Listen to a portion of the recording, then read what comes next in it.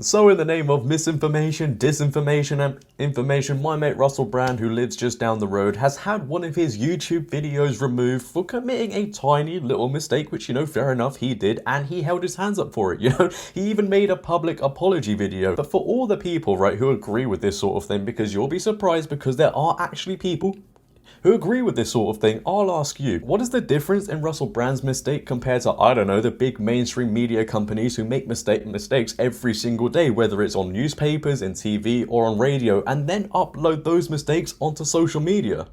Is it because Russell Brand doesn't intentionally make those mistakes? Maybe. I'm gonna get in trouble. So yes, as I'm sure you're all aware by now, Russell Brand has had one of his videos removed by YouTube, and I can't actually get into too much detail why it was removed because I don't want somebody across the pond with blue hair getting mad at me, but I think it had something to do with Rogan and the whole horse situation. I shouldn't have said that. Now obviously this doesn't surprise me, and I'm sure it doesn't surprise you either, and quite coincidentally the other day I was talking to my friends and I was like, you know what, I'm surprised Russell Brand still on YouTube. I'm surprised Russell Brand's videos haven't been taken down. Maybe it was me that jinxed it.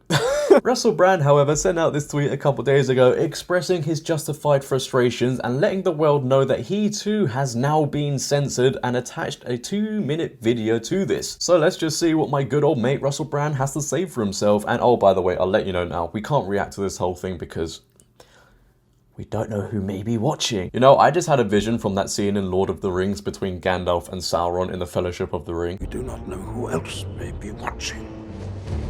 I mean, it's literally the damn same thing, right? Let's be honest. Let's just get into it. We have been officially censored by YouTube. They took down one of our videos for misinformation. But why are big media organizations not censored for misinformation in the same way? Is it because YouTube are part of the mainstream media now?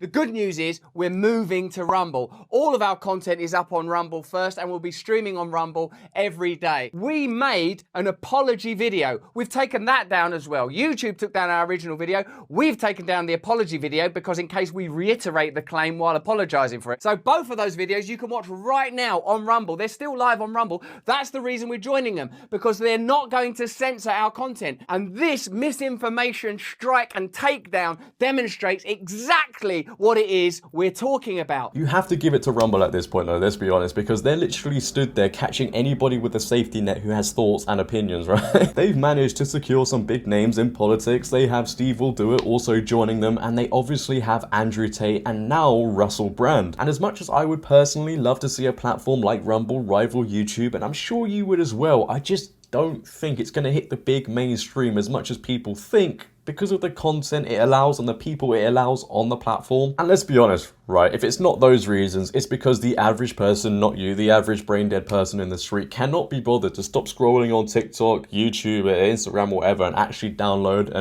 another app, right? They're so lazy, they see another app that's got loads of content creators on, some decent content creators who just don't sit there and be robotic, but no, they can't be bothered because all they want to do is either see horoscopes on TikTok or a girl twerking. I mean, that's the state of the world right now. However, there may be a shining light in this whole situation because the modern day savior, Elon Musk, has also got involved in this situation, and well, things may just be looking good for Rumble. I hope. So in a response to all the good points Russell Brand in his video that he tweeted out, Elon Musk replied with, good point, a man of many words.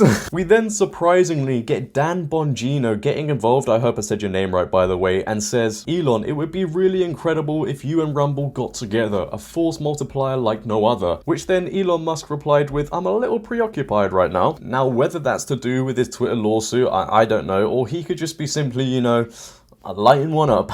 We then get the Rumble CEO himself, Chris Pavlovsky, again I hope I said your name right, asking Elon Musk if he would work with him. I founded Rumble and forever wanted to work with you. Below is from 2010 when I visited SpaceX. I was ready 12 years ago and I'm ready 12 years from now. Whenever you're ready, rocket emoji. In the meantime, let's pair our data centers with Starlink to secure free speech. And finally, Elon replies with, maybe worth talking at some point. So there could be some big changes in the big big tech world, and there could be a massive win on the horizon for Rumble if they partner with Elon Musk, because that will draw a lot of eyes to their product. But again, I just don't know how far they can go without running into trouble with advertisers and potentially other companies sabotaging them in some way. We just desperately need a solution right now, ladies and gentlemen, because things aren't going to get any better. In fact, they're going to get any worse before it gets any better, because it's not only Russell Brand that it happens to. You see it so often, content creators getting their videos removed, getting striked for basically no reason whatsoever, because, oh, I don't know, they might have annoyed someone somewhere in a different country that they're never going to see. How is this fair? I remember back in the day when YouTube used to be for all the creators, used to be with them, used to stand with them. Now, who do YouTube stand with? Advertisers and people who are potentially paying the money to remove certain content. I shouldn't have said that. I love YouTube, and I'm sure you do as well. I'm sure everybody loves YouTube. It's probably one of the best social media platforms out there right now, until Rumble maybe gets to their level. But from what I'm seeing, man, it's just not for the creators anymore. It's just to get advertisers. I don't know. Mainstream media companies to spew out mistakes. How do people like Russell Brand get their videos taken down? But I don't know, James Charles is still here, which they actually demonetized his channel, but they thought nobody realized they've now remonetized his channel. The guy's done the guy has done much more worse, or far worse, than Russell Brand has ever done. And what about the people like Cardi B, Megan Thee Stallion, who are literally ruining the minds of young girls, teenage girls, to think they should be acting a certain way? So you go in the street and I literally see girls making TikToks twerking because they want to be like Cardi B. But they're still allowed on this platform. How does that make any sense? It's honestly like, right, if you give an opinion and you annoy somebody out there somewhere, and I love YouTube, by the way, don't get it wrong, but it's like if we say something and it annoys somebody in a different building, they're like, now, you know what, maybe we should just remove that because and it's just going to carry on. We can change as much as we want on social media, right? But the schools and the universities are teaching this stuff. They're allowing their students to be woke. The universities, pretty much all of them, are now woke, right? Let's be honest. So the people that graduate from that university are going to be looking for jobs, and these employers are going to employ these people to the point where most of their employees are going to be woke with blue armpits. But you know what I mean, right? I don't know what the overall big solution is to this issue that keeps going on with people getting their videos removed. I honestly, I don't know. I don't have the answers. Maybe you do. The only input I can give is that we need balance. We can't have it this way. That's your left?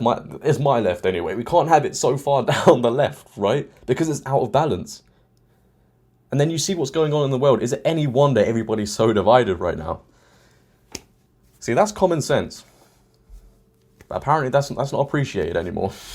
I should make that I should make that an NFT and freaking sell that, man.